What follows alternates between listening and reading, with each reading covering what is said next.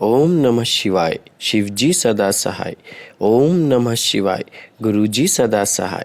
जय गुरुजी संगत जी। गुरुजी के परिवार, गुरुजी टुडे ब्लेसिंग्स में आपका स्वागत है।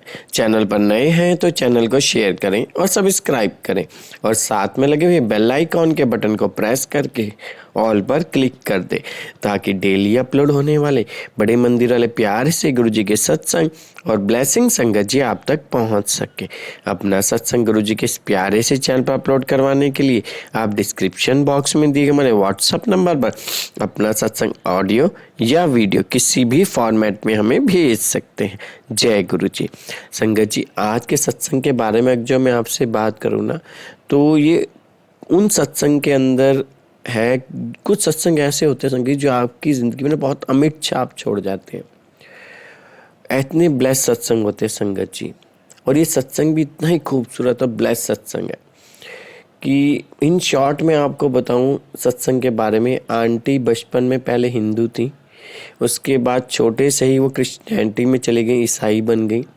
सालों चर्च जाने के बाद, क्रिश्चियनिटी में अंदर तक रम जाने के बाद उनके जीवन में गुरुजी की एंट्री होती है।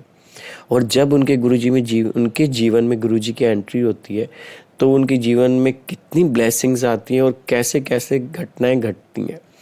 बहुत प्यारा सत्संग है संगत जी। मैं आपसे रिक्वेस्ट करूंगा इस सत्संग को ज़्यादा से ज़्यादा शेयर करिएगा, क्योंकि पता नहीं किस भूले हुए अपने रास्ते को बंदे को इस सत्संग के माध्यम से गुरु जी तक वो पहुंच सके। संगत जी, बहुत सत्संग प्यारा है।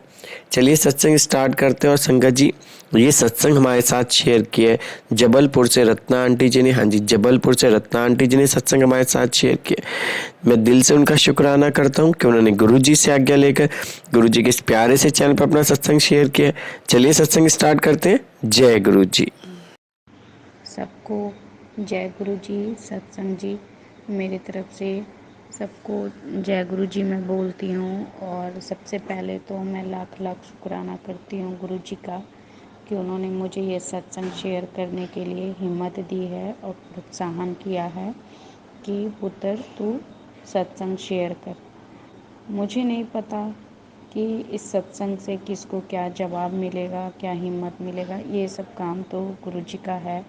बस मैं गुरु जी के नाम से अपना सत्संग शेयर कर रही हूँ। और सत्संग शेयर करने के पहले मैं गुरु जी का मंत्र जाप करूँगी। ओम नमः शिवाय, शिव जी सदा सहाय। ओम नमः शिवाय, गुरु जी सदा सहाय। ओम नमः शिवाय, शिव जी सदा सहाय। ओम नमः शिवाय, गुरु जी सदा सहाय। मैं मध्य प्रदेश से बोल रही हूँ। मैं फर्स्ट टाइम गुरु जी से जुड़ी 21 अगस्त 2023 को। अभी ज़्यादा दिन नहीं हुए हैं। आज मैं 7 सितंबर 2023 को ये सत्संग शेयर कर रही हूँ। शायद 20 दिन भी नहीं हुए हैं, पर मेरे सत्संग में बहुत मेरे लिए चमत्कार वाली चीज़ें हुई हैं। तो मैं चाहती हूँ कि आप लोग भी इस सत्संग को सुने और गुरु जी में विश्वास और भरोसा रखें। मैं एक क्रिश्चियन परिवार से थी। मूर्ति पूजा और अदर रिलीजन की तरफ तो मैं देखती भी नहीं थी। फिर मेरे जीवन में कुछ परेशानियाँ ऐसी हैं जो मैं शेयर नहीं करना चाहती, पर मैं हार चुकी थी सब कुछ करके। लास्ट में मेरे को आया कि नहीं, मैं हनुमान जी का पूजा करूँगी। मैं बहुत इंस्टाग्राम पे देखती थी, तो मैंने हनुमान चालीसा 21 दिन पढ़ा। हनुमान बाण होता है, बजरंग बाण, वो मैं पढ़ी, सब करा। धीरे धीरे मेरे को जो हुआ, फिर मैं बीच में सहस्त्र पाठ एक होता है, विष्णु सहस्त्र पाठ, वो भी मैंने सुना। ऐसे करके मैं धीरे धीरे इस हिंदू रिलीजन की जो भी होते हैं मैं करने लगी। क्योंकि मैं आपको एक चीज़ और बता दूं कि मेरा जन्म तो हिंदू परिवार में हुआ था, फिर हम लोग क्रिश्चियनिटी में आ गए थे। तो ऐसे करके हमारा जीवन चल रहा था। अचानक से एक दिन मैं यूट्यूब खोली 21 अगस्त को, मैं सीरियल देखने के लिए। मैं डेली देखती थी, तो मैंने दोपहर में यूट्यूब ओपन किया कि मैं सीरियल अपना देख लूँ। तो गुरु जी की सत्संग आ गई। मैं रुक गई कि ये क्या है, ये तो मैंने कभी नहीं चाहा, कभी नहीं जाना। फिर क्या मेरे मन में आया, मैंने सत्संग ओपन किया तो उसमें सत्संग था। तो मेरे को समझ में नहीं आया कि ये तो एक सक्सेस स्टोरी है, टेस्टिमोनियल है कि गुरुजी के थ्रू इनका भलाई हुआ, पर गुरुजी के बारे में तो कुछ भी नहीं है कि कैसे पूजा करना है, कैसे प्रार्थना करना है।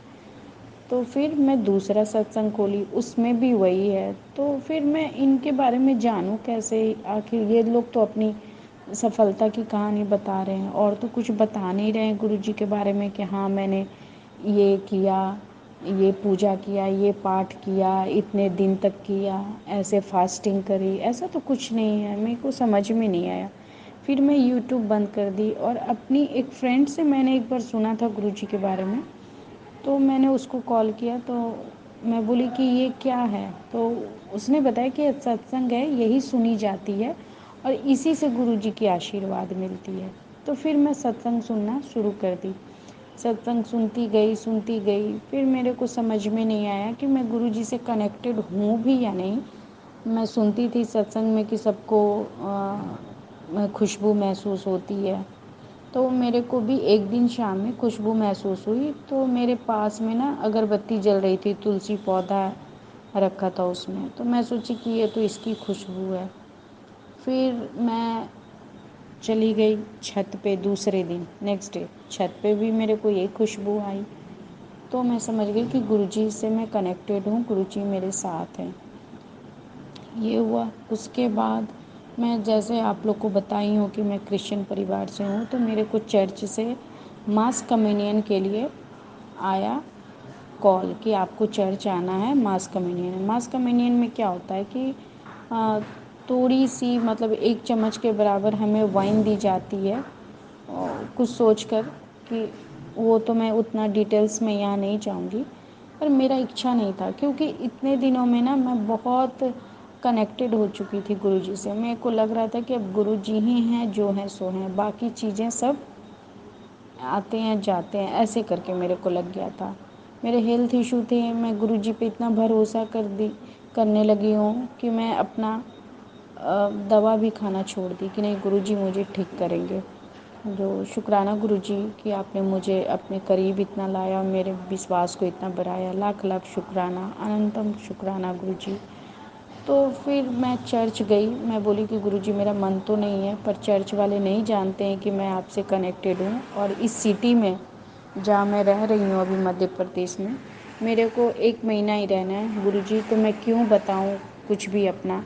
मैं यहाँ से चली जाऊँगी तो फिर मैं फ्रीडम में हूँ।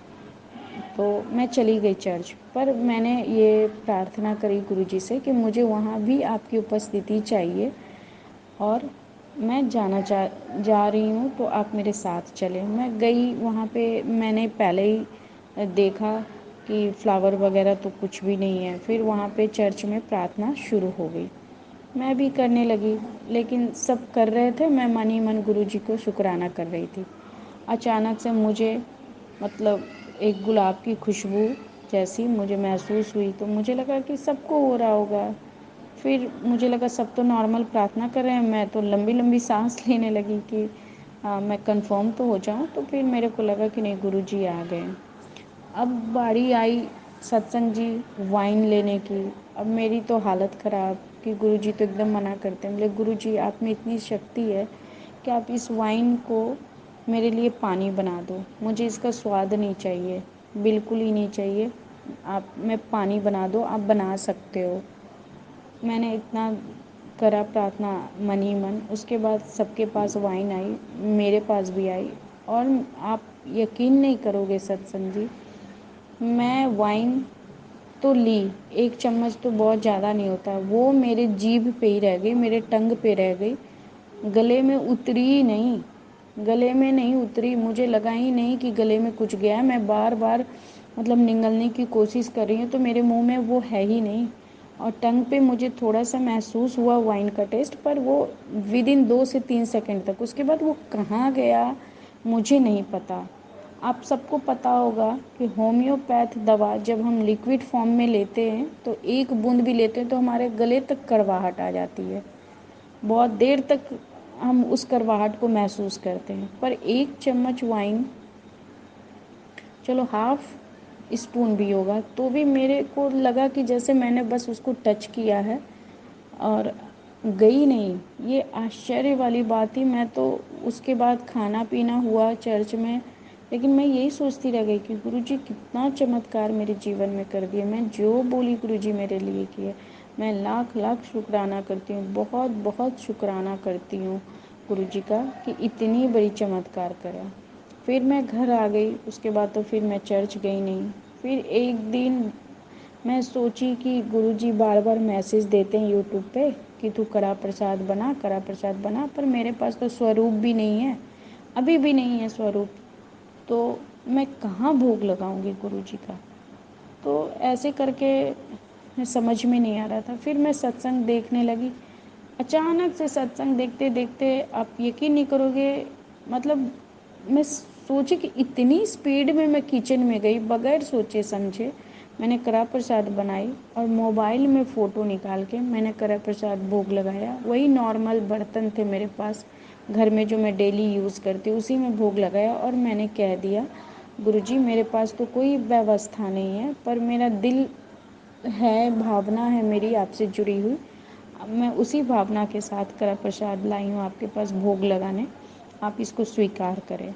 और मैंने ये भी सोचा कि गुरुजी मुझे कुछ तो आप बताएं कि आपने मेरे भोग लगाए हैं कि नहीं कड़ा प्रसाद को, क्योंकि मेरे अंदर ये मन में था कि सब लोग तो नया बर्तन, शुद्ध बर्तन करते गुरुजी के लिए, पर मैं तो नॉर्मल, वही आप यकीन नहीं करोगे, फाइबर की एक कटोरी थी, मैंने उसमें भोग लगाया गुरुजी को। मेरे पास स्टील के भी बहुत, मतलब नया बर्तन मैं ढूंढती रही, घर में मुझे नहीं मिला, मैं उसमें ही लगा दी और गुरुजी को बोल दी कि मैंने बहुत प्यार से आपके लिए बनाया, आप इसको एक्सेप्ट कर लो और मुझे बता दो आपकी आपने एक्सेप्ट किया कि नहीं।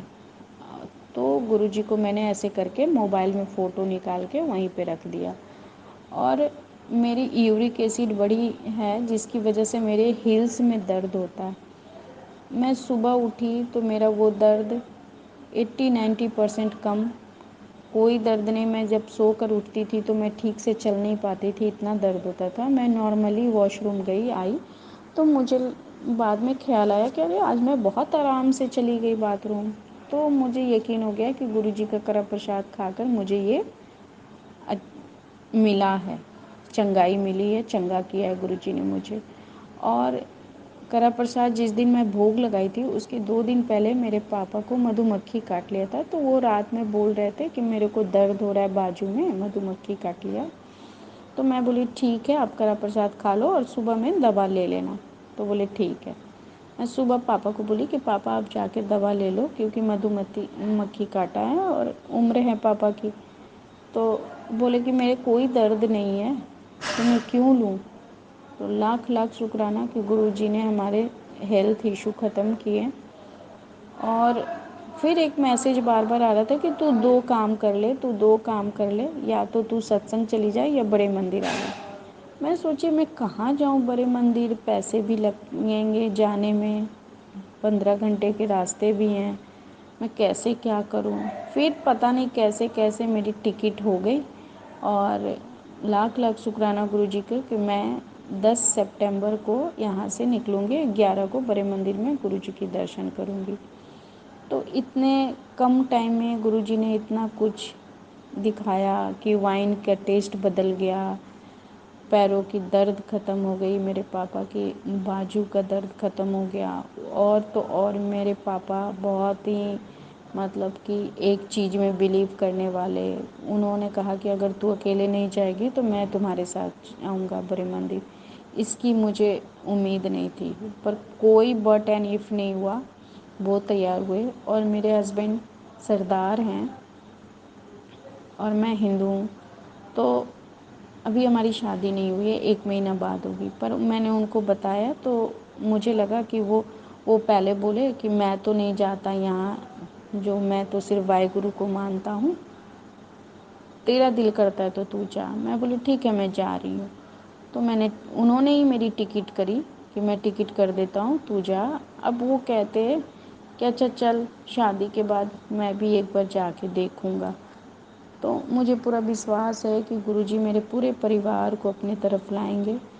और गुरुजी का लाख लाख शुक्राना कि ये 15-20 दिन भी नहीं हुए हैं और मैं सत्संग शेयर कर रही हूँ, तो ये मेरी खुशनसीबी है। अभी तो बहुत सारी बातें गुरुजी को पता है कि कैसे क्या करना है, और मुझे पूरा भरोसा है कि गुरुजी के पास हम जितना उम्मीद लगाते हैं ना, उससे कहीं कहीं बढ़ के गुरुजी सबको देते हैं। और हम बहुत नसीब वाले हैं जो हमें गुरुजी मिले हैं। मैं लाख लाख शुक्राना करती हूँ। और मेरे को बहुत सारी हेल्प मिली है मन का। सबसे बड़ा चीज़ है कि जब आप मन से पॉजिटिव होते हो तो फिर आपकी लाइफ पॉजिटिव होती है। तो मैं बहुत पॉजिटिव हूँ, बहुत ज़्यादा, कि अब कुछ भी इम्पॉसिबल नहीं है।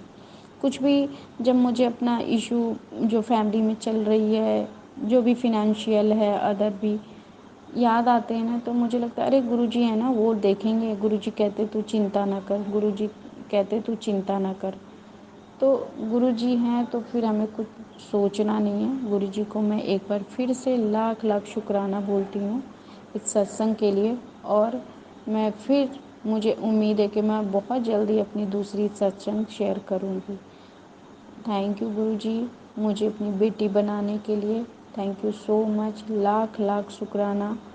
और संगत जी, जो आप मेरी शेयर करेंगे मेरे इस सत्संग को, आपको भी लाख लाख शुक्राना। Thank you.